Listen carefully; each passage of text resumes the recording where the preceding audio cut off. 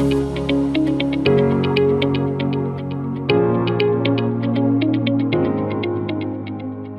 वालेकुम क्लास। चलिए अब आ जाएं अपने लास्ट टॉपिक पे इस चैप्टर के, दैट इज बफर्स। बफर्स क्योंकि आपके एसिड और बेस और सॉल्ट तीनों से मिलजुल के एक ही चीज आपका टॉपिक के अंदर सारे कॉन्सेप्ट अप्लाई करने के बाद एक ही चीज बनती है। बफर्स को समझने के दो तरीके। पहला तरीका, जब भी किसी सोल्यूशन में पीएच एसिड अगर आपके पास था, या आप यूं समझें किसी भी आपने सोल्यूशन के अंदर पीएच मेंटेन करनी थी, लेट सपोज 6, ये आ गया सोल्यूशन है, इसकी आपने पीएच मेजर की तो पीएच इसकी आ गई 6, चलें 5 कर लेते हैं। दो डिफरेंट तरीके से समझा रहा हूँ, किताब ने एक तरीका समझाया, मैं एक्चुअल कॉन्सेप्ट पे आ रहा हूँ। अब अगर इसकी pH, let suppose acidic solution रखना था, इसकी पीएच बढ़ना शुरू हो गई, 6 हो गई, फिर 7, फिर 8। अब ये, चले इतना आगे नहीं जाते, हम इसको कहते हैं 6 हो गई, फिर 6.5 हो गई। अब ये क्योंकि न्यूट्रल की तरफ बढ़ रहा है, था एसिडिक सोल्यूशन, न्यूट्रल की तरफ जा रहा है और इवेंचुअली न्यूट्रल हो जाएगा या बेसिक हो जाएगा। अब इसमें दूसरा एक सब्सटेंस डालते हैं। दूसरा सब्सटेंस का काम क्या है? जो पीएच एक्चुअल थी उसको मेंटेन करना। तो ऐसे सब्सटेंस जो आपने बाद में इंट्रोड्यूस करवाए अपने सोल्यूशन में, जो कि पीएच मेंटेन करते हैं, तो उन्हें कहा जाता है बफर्स। बफर्स आर दो substances which maintains the pH of the solution.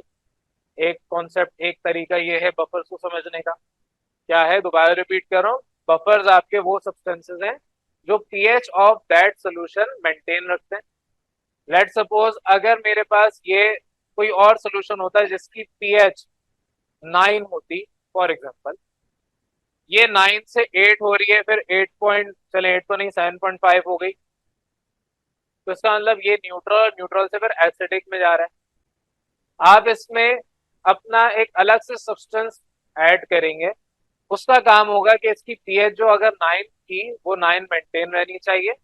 तो ये जो आपका सोल्यूशन में जो भी सब्सटेंस ऐड करने पर पीएच मेंटेन हो रही है, उस सब्सटेंस को कहते हैं बफर्स। एक तरीका। दूसरा तरीका क्या है? आप एक यहाँ पर सब्सटेंस जिसकी हम बात कर रहे हैं, यही एक बर्तन में ले लें, इसके अंदर एसिड डाल दें या इसके अंदर बेस डाल दें, तो जो इसकी पीएच थी वो चेंज नहीं होगी। आप यहाँ पर पीएच मीटर लगाएं और पीएच मेजर करें। लेट सपोज इस बफर की जो अपनी पीएच थी वो लेट सपोज 5 थी अगेन। अब आप इसमें एसिड डालें या बेस डालें, इसकी पीएच चेंज नहीं हो रही। तो वो सब्सटेंसेस या वो सोल्यूशन जिसमें एसिड या बेस डालने के बाद पीएच चेंज ना हो, उसको बफर कहा जाता है। दोनों तरीके से समझ लें, दोनों एक ही बात को डिफरेंट तरीके से कह रहे हैं। ठीक है? आपके अब्बू कहें कि ये मेरा बच्चा है, या आपके अब्बू कहें मैं इसका अब्बू हूँ, बात तो एक ही है, खुद अपने मुंह से एक ही बात कह रहे हैं, लेकिन बोलने का तरीका डिफरेंट हो गया। आप बोले ये मेरा छोटा भाई या छोटी बहन है, या बोले मैं इसका बड़ा भाई या बड़ी बहन हूँ, तो क्या होगा? बात एक ही कर रहे हैं लेकिन बोलने का तरीका डिफरेंट है। सिमिलरली बफर्स को समझने में कॉन्सेप्ट वही है, बस समझने का तरीका डिफरेंट है। एक तरीका क्या है? सोल्यूशन में आप बफर डाल लें। दूसरा तरीका क्या है? वो सोल्यूशन यानी कि वो एसिड या बेस बफर में डाल। तो आप खरबूजे को छुरी पे रखें या छुरी को खरबूजे पे रखें, दोनों सूरतों पे छुरी नहीं कटती, छुरी काटती है। तो यहाँ पर भी उसी तरीके से बफर्स को सोल्यूशन में डालें या सोल्यूशन को बफर में डालें, तो दोनों सूरतों में आपका जो बफर है वो पीएच कांस्टेंट रखता है, पीएच चेंज अपनी नहीं करता। अब आ रहे हैं आपकी किताब के ऊपर। बस ये छोटा सा टॉपिक छोड़ा आपके पास कॉन्सेप्ट था बफर का। बफर के ऊपर अब यहाँ पर जो भी लिखा हुआ है किताब में उसके हवाले से बात करें। बफर क्या है? ये कोई सब्सटेंस भी हो सकता है, ये सोल्यूशन, ज्यादा मेनली सोल्यूशन होता है। तो बफर एक सोल्यूशन है जो पीएच रेजिस्ट करता है। चेंज ना करने का मतलब क्या है? रेजिस्ट करना। मैं कहूं कि आप अपना हुलिया चेंज करें, आप आगे से रेजिस्ट करते हैं। अगर फॉर एग्जांपल जैसे यहाँ पर रूल है कि आपकी ड्रेसिंग प्रॉपर होनी चाहिए, कभी आप पहली दफा गलती से ड्रेसिंग इम्प्रॉपर करके अगर आए होंगे तो आपने रेजिस्ट लाजमी किया होगा, क्योंकि जब भी चेंज आता है तो रेजिस्टेंस बढ़ जाती है। सिमिलरली अगर आपकी गाड़ी स्मूथ चल रही थी और अब एक गाड़ी बिल्कुल जीरो से स्टार्ट हो रही है, तो ज्यादा रेजिस्टेंस जो जीरो से स्टार्ट हो रही है उसको महसूस करनी पड़ेगी, क्योंकि जब भी कोई चेंज होगा बॉडी में चेंज आएगा रेजिस्टेंस इंक्रीज हो जाती है। तो यहाँ पर भी आपका पीएच चेंज जब होगा तो उसको ये रेजिस्ट करेगा। बफर का मेन कॉन्सेप्ट क्या है? रेजिस्ट करना पीएच को, पीएच के चेंज को। अगर पीएच 5 थी 5 ही रहेगी, पीएच 11 थी तो 11 ही रहेगी। बफर्स की पीएच आपकी चेंज नहीं होती, जाहिर है एसिड और बेस को ऐड करने पर, upon the addition of acid and base. Acid और बेस बेसिकली आप बेस और एसिड दोनों एक साथ अगर डाल दें तो ऑटोमेटिकली न्यूट्रलाइजेशन हो जाना है। तो यहाँ पर हम या तो एसिड या बेस डालते हैं, दोनों एक साथ नहीं डालते। अब एक सिंपल सा लॉजिकल कॉन्सेप्ट मैं आपको समझाना चाह रहा हूँ। अगर ये सोल्यूशन में एसिड डाल रहा हूँ, बफर है, और पीएच चेंज नहीं हो रही, तो इसका मतलब क्या है? क्या ये एसिड ही होगा? और अगर मैं इसे बेस डालता हूँ और पीएच चेंज नहीं हो रही, तो क्या बफर बेस होगा? ये कॉन्सेप्ट आपने मुझे जवाब देना है इसका बाद में, लेकिन अभी हम इस टॉपिक को कंप्लीट करें, फिर उसके बाद खुद ही समझ आ जाएगा ये है क्या। वापस आ जाए नोट्स पे या किताब पे। तो आपका जो बफर है क्या करता है? जो भी आप एसिड डालेंगे उसको न्यूट्रलाइज कर देगा, जो भी आप बेस डालेंगे उसको न्यूट्रलाइज कर देगा। जब न्यूट्रलाइज कर देगा, न्यूट्रल कर देगा, तो पीएच चेंज ही नहीं होगी। ठीक है, तो आपके पास जब भी कोई सब्सटेंस न्यूट्रल हो जाता है तो पीएच चेंज नहीं होती। और यहाँ पर यही बातें आपको लिखी हुई हैं, आपकी पीएच सोल्यूशन की मेंटेन हो जाएगी। और इसको कहा जाता है कि ये स्टेबल है, रिलेटिवली स्टेबल है। रिलेटिवली स्टेबल ही बहुत अहम जुमला है। रिलेटिवली स्टेबल का मतलब आप ये बिल्कुल नहीं कह सकते स्टेबल है, आप ये कह सकते हैं कि ये कुछ हद तक किसी और को अगर हम रिलेट करें उसके लिहाज से, एसिड को रिलेट करें या बेस को रिलेट करें उसके लिहाज से, बफर स्टेबल होते हैं।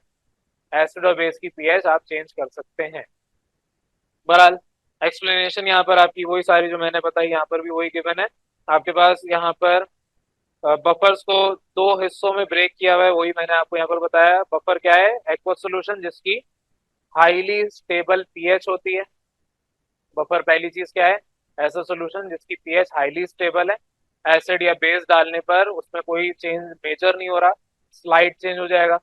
अगर 5 है 4.9 हो जाएगा या 5.1 हो जाएगा।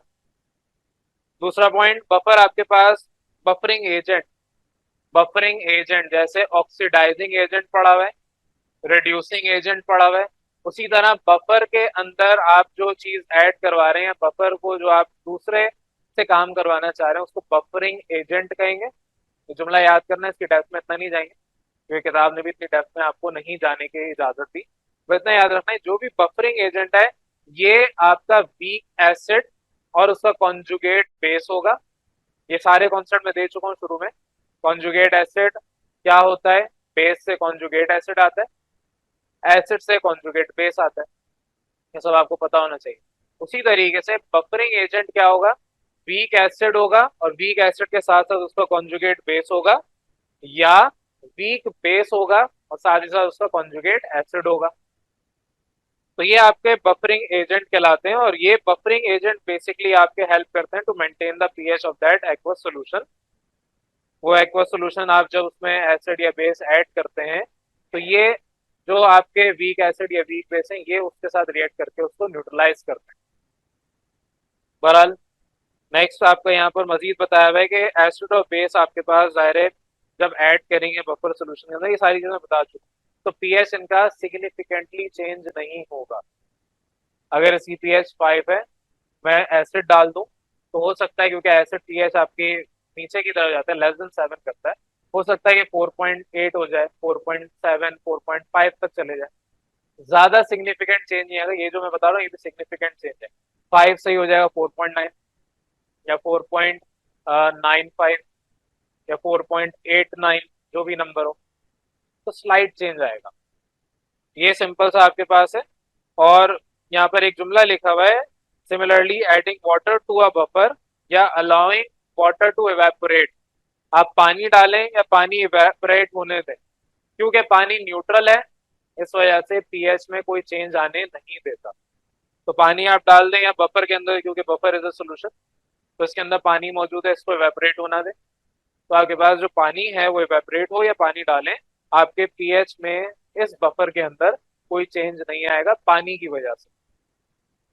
ये सिंपल सा है। अब आपकी किताब ने एक टेबल बना के, चार्ट बना के दिया है जिसमें आपको एसिडिक बफर, बेसिक बफर बताएं। ये टाइप्स हैं, ये आप लोगों ने खुद डिटेल में पढ़नी है, मैं ऊपर ऊपर से समझा रहा हूँ। तो ये सारी बातें समझने के बाद आप ये कह सकते हैं कि आपके पास जो बफर है, कुछ कंक्लूजन्स किताब ने दिए हैं।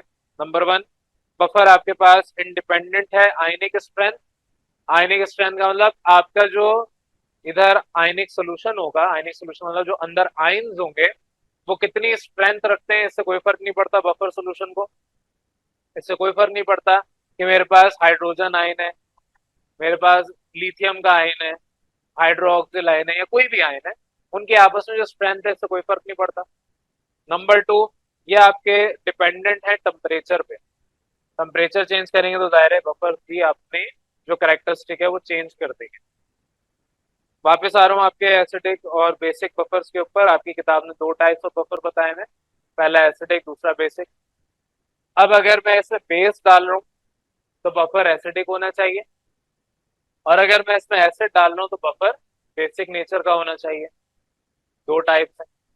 एसिडिक बफर के ऊपर बात करें तो आपके पास वो बफर्स जो कि वीक एसिड से बनते हैं, वीक एसिड या उनके जो सॉल्ट्स वगैरह बनेंगे उनसे बनते हैं, तो उन्हें कहा जाता है acidic buffer. Similarly weak buffers क्या होंगे, वीक बफर नहीं, बेस बफर। जो बेसिक बफर होंगे वो बेसिकली वीक बेस से बनेंगे। तो ऐसे बफर्स जो कि वीक बेस और उसके सॉल्ट से बनते हैं उन्हें कहा जाता है बेसिक बफर्स। क्लियर है ये सारी बातें, टाइप्स क्लियर है। एग्जांपल्स आपने खुद पढ़नी है, जैसे आपको यहाँ पर ये CH3COOH, ये आपका एसिटिक एसिड वीक एसिड है, और इसका कॉन्जुगेट बेस भी साथ में दिया हुआ है। ये जो कॉन्जुगेट बेस है इटसेल्फ इज अ सॉल्ट।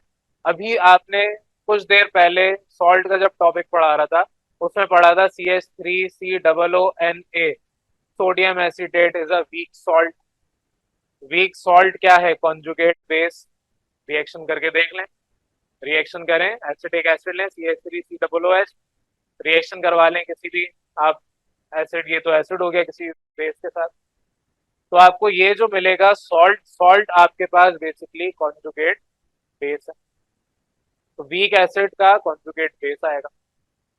यहाँ पर यही सारी बातें आपको दी हुई एग्जांपल्स आपके बेसिक बफर्स के अंदर भी आपको दिया हुआ है। अमोनिया और अमोनियम क्लोराइड, इनका आपस में कंपाउंड बना के, तो ये आपके पास जो कंपाउंड, तो खैर नहीं, ये मिस्टेक है, इसको सही कर लें। अमोनिया अलग है, अमोनिया कॉमा आना चाहिए NH3, और आपके पास अमोनियम क्लोराइड NH3 से आपको अगर फॉर एग्जाम्पल HCl के साथ रिएक्ट करवाऊं तो आपको NH4Cl मिलेगा। अमोनियम क्लोराइड क्योंकि आपका बेस से बना है, वीक बेस से, तो वीक बेस से आपको मिलता है कॉन्जुगेट एसिड। ये चीजें क्योंकि पीछे पढ़ चुके हैं इसलिए अब मैं दोबारा आपको नहीं डिटेल में बता सकता कौन सा कॉन्जुगेट एसिड है, कौन सा कॉन्जुगेट बेस है, ये आपको साथ साथ चीजें याद करनी है। बहरहाल एग्जांपल्स यहाँ पर आपकी क्लियर हो जानी चाहिए। वीक बेस अमोनिया है, और ये जो सॉल्ट मिला है अमोनियम क्लोराइड, ये उसका कॉन्जुगेट, ज़ाहिर है ये बेस है तो कॉन्जुगेट एसिड होगा। तो आपके बफर्स के ये दो टाइप्स हैं। अब आगे जो कुछ भी लिखा हुआ है साइंस, सोसाइटी और टेक्नोलॉजी, ये आपने पढ़ना है। पीएच के टॉपिक में पढ़ा चुका हूँ, पीएच के आपके डिपेंडेंट फूड कौन कौन से, ये सारे आपने पढ़ने। सिमिलरली हार्मफुल इफेक्ट आपके एसिड रेन का, ये भी हम पीछे डिस्कस कर चुके हैं एसिड के टॉपिक में। एसिड रेन के बारे में मैंने ये भी बताया था कि जब एसिड रेन होती है तो आपको उसको नहाना नहीं होता, वरना आपकी जो स्किन है उसमें रैशेस हो जाएंगे, आपको बार बार खारिश होना शुरू हो जाएगी। ये एसिड रेन क्योंकि आपके जितने भी वाटर बॉडीज हैं, समंदर तो खैर अलग चीज हो जाती है, आपके जितने भी छोटे छोटे तालाब होते हैं जहाँ मछलियां वगैरह, एक्वाटिक आपकी लाइफ होती है, तो एक्वाटिक लाइफ में जहाँ पर आपके मछलियां वगैरह हैं और दीगर मरीन लाइफ है, वहां पर ये पानी जाके वाटर की पीएच चेंज कर देता है, वाटर के कंसंट्रेशन वैल्यू चेंज कर देता है। इस तरीके से आपके पास जो एसिड रेन है वो हार्मफुल है। मजीद आपके जो पानी की नालियां हैं जमीन के अंदर बिछी हुई, तो एसिड क्योंकि क्रोड कर देता है, नाली किसकी है, अगर लोहे की है, या लोहे की नहीं भी कंक्रीट की है, तो आपके तब भी वो उसको क्रोड कर देगा, जंग लगा देगा और खराब डैमेज करेगा। और एक दफा वो एसिडिक रेन आपके पीने के पानी में चलेगी तो जाहिर है आप बीमार हो जाएंगे। तो ये सारे इफेक्ट्स हैं, हार्मफुल इफेक्ट्स एसिड रेन के, ये सारी चीजें यहाँ पर आपको बताई हुई हैं जो कि आपने इसको पढ़ना है। इतनी डेप्थ में ये मेरा काम नहीं है ना, मैं आपको बताऊंगा, ये आपने खुद से पढ़ना। और लास्ट आपका स्टमक एसिड, ये अभी मैंने जब आपको एसिड पढ़ाया था, स्टमक एसिड अभी बीच में आया था, तो वहां पर भी आपको ये सारी बातें बता दी हैं कि आपके स्टमक एसिड क्या है, गैस्ट्रिक एसिड होता है। ये आप अपने गहरे जो खाना वगैरह खाते हैं उसको, ये वाला एसिड स्टमक एसिड उसको डाइजेस्ट करता है। यही सारी चीजें यहाँ पर लिखी हुई हैं जो कि मैं आपके लिए छोड़ रहा हूँ, ये आपकी जिम्मेदारी है, आपने पढ़ना है। और यहाँ पर मैं आपका ये चैप्टर आज खत्म कर रहा हूँ, कंक्लूड कर रहा हूँ। नेक्स्ट क्लास में अगर किसी को भी इस टॉपिक से रेलेवेंट कोई कंफ्यूजन होगी तो हम दोबारा डिस्कस कर लेंगे, मसला नहीं है। लेकिन अब जब चैप्टर कंप्लीट हो गया तो आप सबकी जिम्मेदारी है कि आपने इस चैप्टर के एंड में जो एक्सरसाइज है, आपके सेक्शन ए है एमसीक्यूज, फिर सेक्शन बी, सेक्शन सी और सेक्शन डी मैं करवा चुका हूँ सारे। तो ये सारा काम आपने एज अ असाइनमेंट अपने पास प्रॉपर सॉल्व करके यहाँ पर सबमिट करवाना है। अब जाहिर है जो पिछले जितने भी टॉपिक्स किसी के रह गए सारे लेक्चर्स ऑनलाइन आपको मिल जाएंगे, आपने वो वहां से पढ़ के अपना काम एटलीस्ट प्रॉपर ये सारी एक्सरसाइज सिंप्लीफाई करनी है। एमसीक्यूज जो जितने भी चैप्टर के मैं आपको अभी नहीं पढ़ा रहा, जब आपकी किताब एक बार सारी कंप्लीट हो जाएगी तो मैं एक ही दफा वो सारे एमसीक्यूज आपको, जैसे पिछले साल भी पढ़ाया था वैसे आपको एक ही दफा सारे एमसीक्यूज कवर करवा दूंगा। अभी फिलहाल यहाँ तक किसी को ही कंफ्यूजन? चलें बेटा, आप लोगों का मैं आज दोबारा से काम एक तरह से रिवाइज कर रहा हूँ, रिवाइज नहीं है, रिवीजन नहीं है, एक तरह से रिवाइज कर रहा हूँ क्योंकि लास्ट क्लास के अंदर मुझे इत्मीनान नहीं था जो मैंने आपकी क्लास में पढ़ाया कि आपके ऊपर सब छोड़ दिया था कि आपकी जिम्मेदारी है। मुझे पता है आप लोग इतने ज्यादा मसरूफ शख्सियत के मालिक हैं, घर पे जाके आपने इतने ज्यादा जिम्मेदारियों को पूरा करना होता है, इतने सारे काम है जो सर अंजाम देने हैं।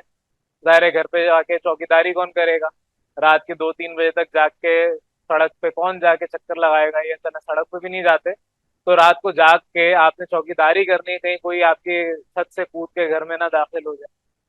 हो सकता है किसी को ये भी जिम्मेदारी मिली हो कि उसने बाहर हर इंसान को आते जाते जो भी आपके घर से गुजर रहा है या इदारे के बाहर से गुजर रहा है, आपने खड़े होकर उसको देखना है। तो जाहिर है इतने मसरूफ शख्सियत के मालिक हैं, मोबाइल के अंदर लाखों करोड़ों रुपए आपके आ रहे हैं, तो इतनी मसरूफियत के बाद आपको पढ़ने का मौका मिल जाए वो माले गनीमत समझते हैं हम। तो आप उसके बावजूद पढ़ लें इतनी जिम्मेदारियों के बाद। तो इसलिए मैंने सोचा कि आप लोगों को दोबारा पढ़ा दिया जाए। हो सकता है आप में से कोई इतनी मसरूफ शख्सियत का मालिक क्लास में बैठा है, उसका यहाँ क्लास में बैठना ही हम पर एहसान है, क्योंकि वो यहाँ बैठ के पढ़ने आ रहा है इतनी जिम्मेदारियों के बावजूद। तो उसको जाहिर फिक्र होती है, बाकी और भी काम उसके साइडलाइन है। तो उन जैसे बच्चों के लिए मैंने सोचा दोबारा से मैं कवर करवा रहा हूँ। ऑल दो मैं वो सारी चीजें नहीं पढ़ा रहा जो प्रीवियस क्लास में हमने पढ़ ली, मैं उन टॉपिक को जर्नली एक दफा ओवरव्यू दे रहा हूँ क्योंकि चैप्टर का एंड चल रहा है, चैप्टर हमने अब यहाँ पर एंड करना है। मैंने लास्ट क्लास के अंदर आपको बफर्स का टॉपिक पढ़ाया। बफर्स क्या है? बफर आपके पास सिंपल, अगर एसिडिक मीडियम हो गया है तो उसको आपने पीएच मेंटेन करने के लिए कोई बेसिक सब्सटेंस डालना है, बेसिक इन नेचर। और अगर बेसिक मीडियम हो गया है उसकी पीएच मेंटेन करने के लिए आपने एसिडिक सब्सटेंस डालना है, जो भी आपका सोल्यूशन होगा। अब आपके दो टाइप के बफर्स पढ़े थे हमने, एसिडिक बफर और बेसिक बफर। तो एसिडिक बफर्स की हमने सारी चीजें डिस्कस कर ली थी, एग्जांपल भी देख ली थी। बस यहाँ पर एक चीज जो लास्ट क्लास में हो सकता है मैंने बताई हो या ना बताई हो, काफी टाइम बाद आपकी क्लास दोबारा ले रहा हूँ। तो बहरहाल आपके पास जो बफर, वो बफर जिनको आप एसिडिक बफर्स कह रहे हैं, ये वीक एसिड और उनके कॉन्जुगेट से बनते हैं। कॉन्जुगेट का मतलब उनका जो सॉल्ट है। तो कॉन्जुगेट आपका बेसिकली सॉल्ट है, ये चीज मैंने आपको समझानी थी, मेरे ख्याल से लास्ट क्लास में समझाई भी होगी। तो कॉन्जुगेट और ओरिजिनल आपके पास एसिड या बेस है। अगर बेस है तो conjugate acid, conjugate acid itself salt ही है। अगर लेट सपोज हम एग्जांपल में बात करें, CH3COOH आपके पास लेट सपोज है, CH3COOH, जब ये आपका कन्वर्ट होगा, फॉर एग्जांपल आपने इसको, ये वीक एसिड है, इसको आपने किसी के साथ रिएक्ट करवाया लेट सपोज NaOH के साथ, तो NaOH आपके पास स्ट्रॉन्ग बेस है। अब ये जो आपके पास CH3COONA बनेगा, सोडियम एसीटेट, साथ में आपका वाटर मॉलिक्यूल तो इटसेल्फ आता ही है, ये आपका एसिड था, तो ये कॉन्जुगेट बेस हुआ। जो कॉन्जुगेट बेस है इटसेल्फ इज अ सॉल्ट। तो कॉन्जुगेट बेस सिमिलरली, दूसरी एग्जांपल अगर आप करेंगे तो उसमें कॉन्जुगेट एसिड जो होगा वो भी सॉल्ट ही होगा। तो यहाँ पर आपके पास जो बफर होता है वो दोनों का कॉम्बिनेशन होता है। कॉम्बिनेशन का मतलब क्या है, आपने जो भी इस्तेमाल किया है, अगर लेट्स सपोज ये वाली एग्जांपल ली है, तो ये वाला भी सब्सटेंस होगा, इसके अंदर ये वाला सब्सटेंस ऐड हुआ हुआ होगा, दोनों का मिक्सचर होगा ये, और फिर आप उसको डालेंगे जो भी आपका सोल्यूशन होगा। तो ये आपका बेसिक सा कॉन्सेप्ट है बफर का। सिमिलरली बेसिक बफर में आपको अमोनिया और अमोनियम क्लोराइड, अगर अमोनिया की बात करूं NH3 है, ये बेस है, और ये HCl है, तो अमोनिया आपके पास अमोनियम क्लोराइड बना के देगा NH4Cl। साथ ही साथ आपको यहाँ पर क्योंकि और कुछ है ही नहीं तो हाइड्रोजन मॉलिक्यूल मिल जाएंगे, या रिएक्शन बाद में हम कंप्लीट कर लेंगे।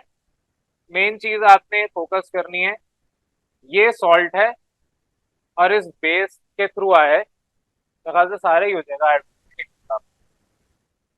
ये आपके पास सॉल्ट बना है और बेस से बना है, तो बेस का कॉन्जुगेट एसिड ज़ाहिर सॉल्ट ही होता है, तो आप क्या करते हैं, बेस कौन सा, वीक बेस प्लस इसका कॉन्जुगेट, तो बेस का कॉन्जुगेट ज़ाहिर सॉल्ट ही है, तो आपके पास base plus salt is the buffer, basic buffer. तो ये सिंपल सा आपके पास एसिडिक और बेसिक बफर की टाइप थी। ये सारी बातें हमने लास्ट क्लास में डिस्कस कर ली है। मेरा नहीं ख्याल से मैंने आपको कोई थोड़ा समझाया है, काफी अच्छा खासा मैंने समझा दिया था। मेन जो मैंने आपकी क्लास आज रखी है स्पेशली, वो इसलिए रखी है कि जो एंड में आपके पास यहाँ पर कुछ टॉपिक्स हैं साइंस टेक्नोलॉजी और सोसाइटी के अंदर, तो ये आपको अच्छे से समझ आनी चाहिए। ऑल दो थ्रू आउट द लेक्चर हमने इसको जिक्र किया है, लेकिन अब थोड़ा तफसीलन कर रहे हैं। आपके पास सबसे पहला है पीएच डिपेंडेंट ऑन फूड या पीएच डिपेंडेंट फूड। तो जितने भी आपके खाने जो आप खाते हैं उसकी पीएच, अगर खाना थोड़ा सा खट्टा है वो एसिडिक पीएच रखता है। एसिडिक पीएच का मतलब क्या है, 0 से 7 के दरमियान। अगर खाना आपके पास कड़वा है तो उसकी जो पीएच है वो 7 और 14 के दरमियान होगी, बेसिक नेचर होगा, बेस का टेस्ट जो है वो कड़वा होता है। और अगर खाना आपके पास ना कड़वा है ना ही आपके पास खट्टा है, तो फिर इसका मतलब वो न्यूट्रल है, तो आपके पास न्यूट्रल की पीएच एग्जैक्टली 7 होती है। तो ये बेसिक सा आपके पीएच डिपेंडेंट फूड की एग्जांपल कुछ यहाँ पर बताई हुई है कि आपके पास वो फूड जिनको आप खाते हैं वो एसिडिक होते हैं, बेसिक, बेसिक को हम अल्कलाइन भी कहते हैं, तो आपके पास अल्कलाइन इन नेचर भी होते हैं, और तीसरा न्यूट्रल। ये आपके पास 3 किस्म के हो गए, 0 से 7 एसिडिक, एग्जाम्पल दी हुई है, मीट हो गया, मछली फिश हो गई, डेयरी प्रोडक्ट्स एग्स वगैरह, ये सारे के सारे एसिडिक इन नेचर है। दूसरी आपको न्यूट्रल इन नेचर बता दिया, जैसे कि नेचुरल फैट्स हो गए, स्टार्च हो गया, शुगर हो गया, मूंगफली आप खाते हैं उसके अंदर नेचुरल फैट होता है, उसको हम गुड फैट भी कह देते हैं। तो बेसिकली आपका नेचुरल फैट या आपका स्टार्च उसमें मौजूद होता है जो आलू है उसके अंदर। और इसी तरीके से शुगर, आप चीनी खाएं बेशक आपको मीठी लगेगी, लेकिन इटसेल्फ उसकी पीएच 7 के अराउंड होती है, वो न्यूट्रल है। और आपका जो अल्कलाइन इन नेचर है, फ्रूट्स हो गए, नट्स हो गए, लेग्यूम, आप बेसिकली जो दालें वगैरह होती हैं ये आपके स्पेसिफिक प्लांट की टाइप है, दालें हो गई, बीन्स हो गए, ये सारे इसी के अंदर आ जाते हैं। तो बहरहाल आपके वेजिटेबल्स हैं, वेजिटेबल की एग्जांपल मैंने करेला भी दिया था, क्या होता है, कड़वा होता है, तो ये सारे बेसिक यानी अल्कलाइन नेचर है। सिमिलरली मैंने यहाँ पर बता दिया आपको पीएच, और फिर लास्ट पॉइंट आपके पास लिखा हुआ है कि पीएच आपके हेल्दी ह्यूमन बॉडी के लिए पीएच लेवल 7.4 तक होना चाहिए। तो ये आपके बॉडी के अंदर जो रिक्वायरमेंट है वो 7.4 तक होना चाहिए। बिल्कुल बेसिक नहीं है, बिल्कुल न्यूट्रल नहीं है, थोड़ा सा बेसिक इन नेचर है। 7.4 न्यूट्रल के करीब है, लेकिन थोड़ा सा बेसिक इन नेचर है। तो हमारी बॉडी के अंदर 6.5 से 7.5 के दरमियान पीएच मेंटेन रहनी चाहिए। सबसे आपकी अच्छी जो पीएच होगी वो 7.4 के दरमियान होगी। ये चीजें आपकी किताब में लिखी हुई हैं। तो ये सिंपल सा आपके पास पीएच डिपेंडेंट फूड का एक छोटा सा पोर्शन था। अब नेक्स्ट पे आ रहे हैं। नेक्स्ट आपके पास है acidic rain, effect of acidic rain. ज़ाहिर हार्मफुल इफेक्ट एसिडिक रेन के मैं पहले आपसे ये सब डिस्कस कर चुका हूँ, मैं थोड़ा इसको प्रॉपर नोट्स के अकॉर्डिंगली पढ़ा रहा हूँ। तो इफेक्ट्स क्या हैं एसिडिक रेन के। सबसे पहले तो आपके पास एसिडिक रेन पता होनी चाहिए क्या होती है। एसिडिक रेन का मतलब क्या है, जब बारिश हो रही है तो इर्द गिर्द एनवायरमेंट में जितने भी एसिडिक नेचर वाले एलिमेंट सब्सटेंसेज हैं वो उसके अंदर एब्जॉर्ब हो जाते हैं। फॉर एग्जाम्पल पानी में अगर एसिड डाल दें तो पानी आप पी नहीं सकते क्योंकि वो एसिडिक इन नेचर हो गया, एसिडिक वाटर हो गया। सिमिलरली आपके पास एसिड जिनसे बनता है, एसिड किससे बनता है, क्लोरीन हो गया और हाइड्रोजन हो गया। अब एटमॉस्फेयर में हाइड्रोजन भी मौजूद है और इस तरह के सब्सटेंसेस भी मौजूद हैं। H2SO4 हो गया, H2SO4 में हाइड्रोजन तो खैर है ही। सल्फेट्स SO4 ये आपके एटमॉस्फेयर में पाए जाते हैं। HNO3, नाइट्रिक एसिड, नाइट्रेट्स ये पाए जाते हैं। तो इस तरीके से जितने भी हैं ये सारे जो एटमॉस्फेयर में गैसेस पाई जाती हैं ये एब्जॉर्ब हो जाती हैं पानी के अंदर। तभी कहा जाता है कि जब भी पहली बारिश हो आपने उसमें फौरन जाके नहाना नहीं है, अदरवाइज उस पानी से आपके जिस्म में खारिश स्टार्ट हो सकती है और हो सकता है आप बीमार हो जाएं। वजह उसकी क्या है कि आपके ऊपर जो पानी गिर रहा है वो पानी प्योर नहीं है, वो एसिडिक वाटर गिर रहा है। हाँ, अगर तेज बारिश हो रही है 10-15 मिनट तक होने दें फिर जाके नहा लें, या आप पहली बारिश गुजरने दें फिर उसके बाद दूसरी तीसरी बारिश में अगर सेम डे हो रही है तो। अगर एक महीने बाद हो रही है फिर अगेन रुकना पड़ेगा, क्योंकि आपके एटमॉस्फेयर में इस तरह के पॉल्यूटेंट्स पाए जाएंगे। तो एसिडिक रेन एक तो तरीका ये है कि आपकी बारिश हुई है काफी अरसे बाद और एटमॉस्फेयर आपका पॉल्यूटेड है, आलूदगी से भरा हुआ है, तो आप उसमें एसिडिक, जाहिर है पानी जो होगा वो एसिडिक नेचर का रखता होगा।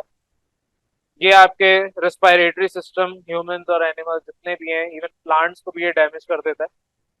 बहरहाल एसिड रेन का जो इम्पैक्ट है मैंने आपको समझा दिया था कि जो आपके एक्वाटिक इकोसिस्टम होता है, आपके मैरीन लाइफ है, आपके दरियाओं में, आपके और दीगर जो आपके छोटे तालाब होते हैं इस तरह के, यहाँ पर मछलियां वगैरह रहती हैं। और अगर उनमें एसिडिक रेन हो जाए, एसिडिक वाटर चले जाए, तो वाटर की कंपोजिशन खराब होगी, फिर अंदर जो मछलियां हैं वो मरना शुरू हो जाएंगी।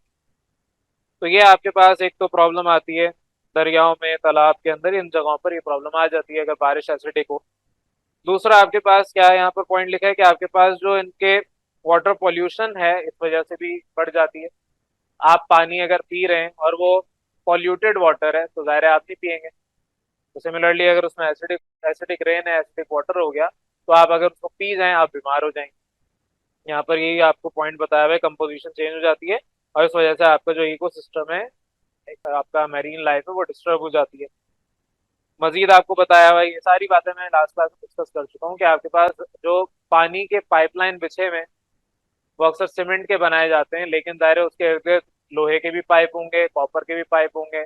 आपके जो अंडर वायरिंग होती है, अंडरग्राउंड वायरिंग होती है, उसके अंदर भी आपके कॉपर मौजूद है। एसिडिक वाटर जाके क्या करेगा, उसको निकाल लेगा, जंग लगा देगा, कोरोड कर देगा। और वो कोरोजन के बाद जाहिर लोहा है, आयरन, आपके पास कॉपर है, जिंक है और भी दीगर लेड वगैरह, ये सारे आपके पानी में अगर मिक्स हो गए तो ये सब पॉइजनस क्रिएट कर देते हैं, पॉइजनस इन नेचर होते हैं। तो बहरहाल आपके ये हैवी मेटल्स अगर पीने के पानी में चले जाएं तो आप बीमार हो सकते हैं और आप जाहिर है फिर उससे और भी कॉन्सिक्वेंसेस हो सकते हैं।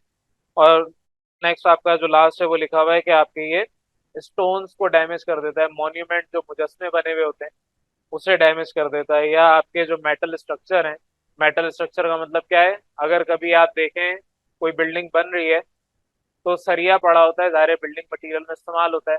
अगर उस पर बारिश आ गई है तो वो कोरोड हो जाता है, वो जो सरिया है वो अगर ग्रेइश टाइप का था, ग्रेइश डार्क ग्रे कलर का था, तो वो अब ऑरेंज या येलो या ब्राउन कलर का होना शुरू हो जाता है।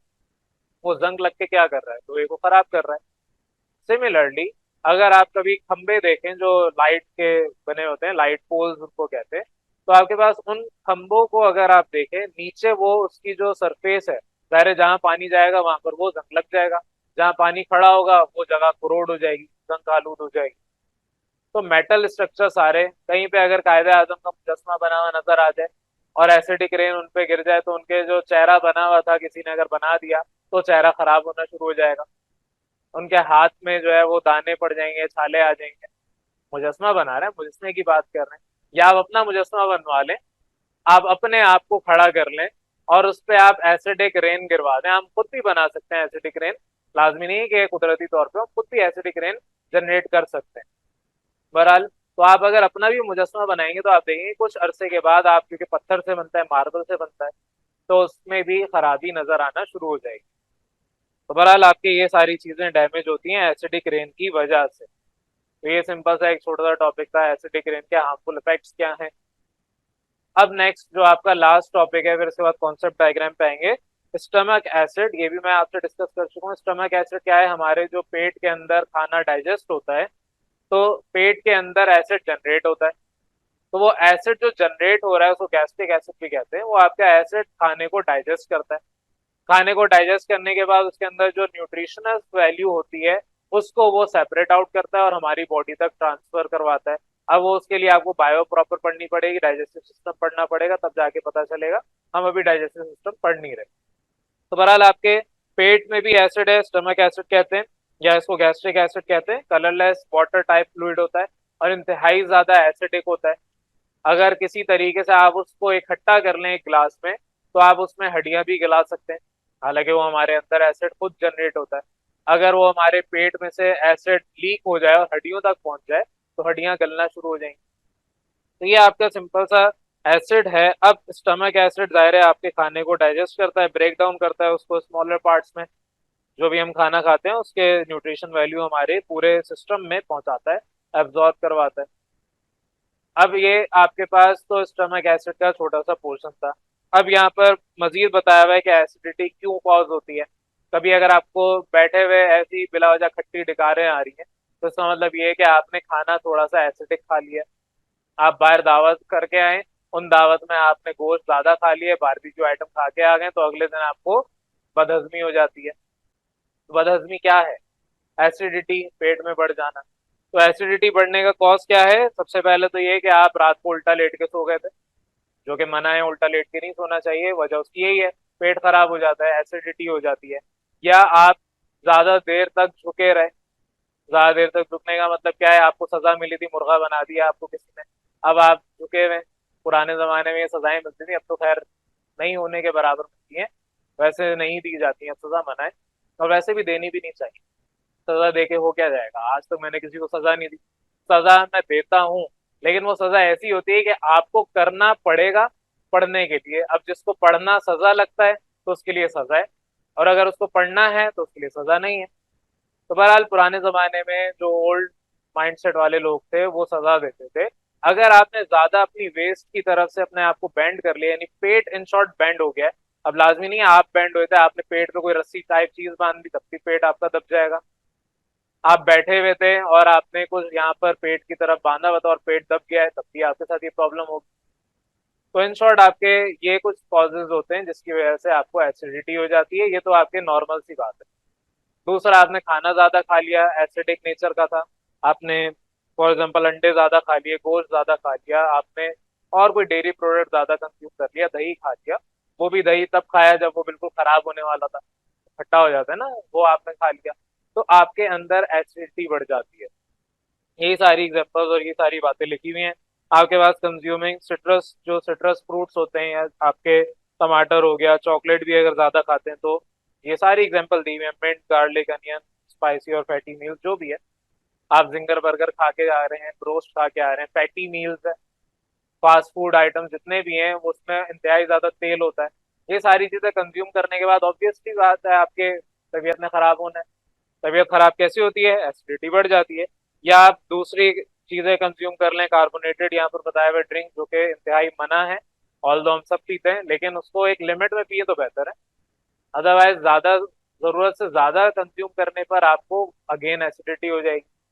तो आपने यहाँ पर मजीद लिखा हुआ है अल्कोहलिक बेवरेजेस, तो जाहिर है बीइंग अ मुस्लिम हम अल्कोहल नहीं कंज्यूम करते हैं, हम पे हराम है और करनी भी नहीं चाहिए। अगर आप मुस्लिम है या नॉन मुस्लिम है, एक चीज आपके लिए खराब है, गलत है, तो आपको नहीं यूज करनी चाहिए। बहरहाल कॉफी जो ज्यादा पीते हैं या चाय जो ज्यादा पीते हैं उनको भी यही प्रॉब्लम होती है। अगर आप दिन में फॉर एग्जांपल 2 कप चाय या 2 कप कॉफी पीते हैं और आपने इजाफी तीसरा या चौथा कप पी लिया तो आपके साथ ये प्रॉब्लम होगी। तो ये कुछ आपके पास सिंपल से टॉपिक के पॉइंट्स थे जो कि क्लास में मैंने कहा था आपकी जिम्मेदारी है। थ्रू आउट द लेक्चर मैंने आपको साथ साथ ये सब पढ़ा दिया, लेकिन आज मैं आपको दोबारा अगेन ये पढ़ा रहा हूँ ताकि मेरी जिम्मेदारी पूरी हो जाए। अब बाकी आपकी जिम्मेदारी है, पढ़ना आपने, याद आपने करना है। तो मेरा काम था आपको समझाना सिखाना, मैंने समझा दिया। अगर इस समझाने पर किसी को कंफ्यूजन है तो पूछ सकते हैं। अदरवाइज अब हमारे लास्ट, बिल्कुल लास्ट टॉपिक पे, that is concept map of acid and base. ये मैं पढ़ा नहीं रहा, ये सिर्फ आपको इसलिए डिस्कस करवा रहा हूँ कि आपने ये सब पढ़ लिया है। एक नजर सिर्फ देख लें क्या क्या एसिड और बेस क्या है, ये पता होना चाहिए। एसिड और बेस से फिर आप कैसे मालूम करेंगे ये एसिड और बेस है, तो पीएच एक चीज आपने सीखी। पीएच मालूम करने के लिए आगे बहुत सारी चीजें, पीएच मीटर अब यूज होता है। उससे पहले जब पीएच मीटर नहीं था तो हम कुछ इंडिकेटर्स यूज करते थे, अभी भी यूज करते हैं, ऐसा नहीं है कि वो अब यूज नहीं होते, अभी भी यूज होते हैं, लेकिन अब ज्यादा आसानी हो गई है पीएच मीटर की वजह से। तो आपका पीएच मीटर है या आपके पास इंडिकेटर्स हैं जैसे लिटमस पेपर हो गया, और भी दीगर अगर नॉप्थलीन है और दीगर चीजें, वो कलर इंडिकेट कर देते हैं।